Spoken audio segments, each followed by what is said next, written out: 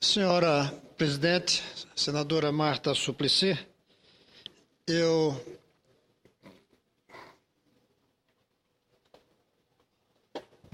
vim aqui, em primeiro lugar, senhores senadores, senhoras senadoras, porque eu creio que a presidenta Dilma fez essa semana um gesto extremamente positivo na política brasileira.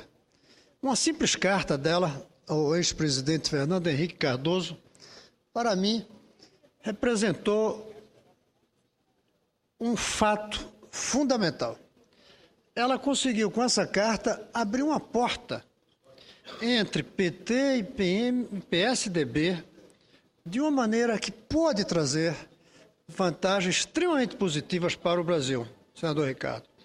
Eu venho insistindo aqui que nós deveríamos acertar 5, 6 pontos em que disséssemos: aqui não há discussão partidária, aqui é do interesse nacional, aqui temos posições suprapartidárias. Um desses temas pode ser a própria campanha pela erradicação da miséria que a presidenta lançou. Mas nós podemos sim trazer para aqui a ideia do futuro da economia brasileira, porque a economia brasileira está bem, mas ela não vai bem.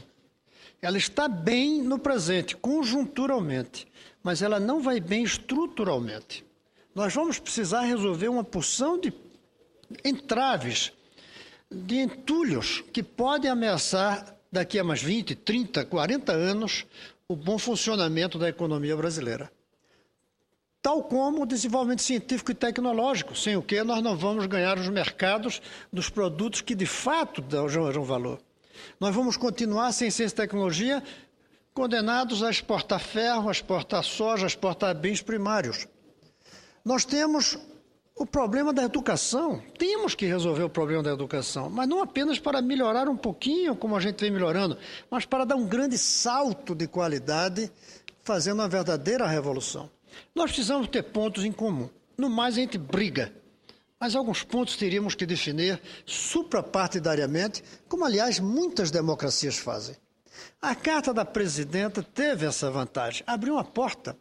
A gentileza, como ela escreve ao ex-presidente Fernando Henrique Cardoso, é um fato muito raro no Partido dos Trabalhadores. E eu, como fui 15 anos do Partido dos Trabalhadores, eu lembro como tive dificuldades em conseguir alguns gestos, por exemplo, na hora do Plano Real. Aquilo era para ser um programa suprapartidário, não foi. Em outros momentos também, a própria criação da Bolsa Escola, quando o presidente Fernando Henrique Cardoso, pegando a ideia do Distrito Federal, do governo do PT no Distrito Federal, trouxe para o plano federal. Mas não conseguíamos. A presidenta fez o gesto. Eu acho que está na hora da oposição também começar a fazer algum tipo de gesto. Algum tipo de gesto que permita a convivência. Eu lembro uma noite, até de madrugada, em que o presidente Lula, recém-derrotado, candidato à presidência Lula, em 98, em novembro, junto comigo, fomos ao Palácio da Alvorada e conversamos com o presidente Fernando Henrique Cardoso.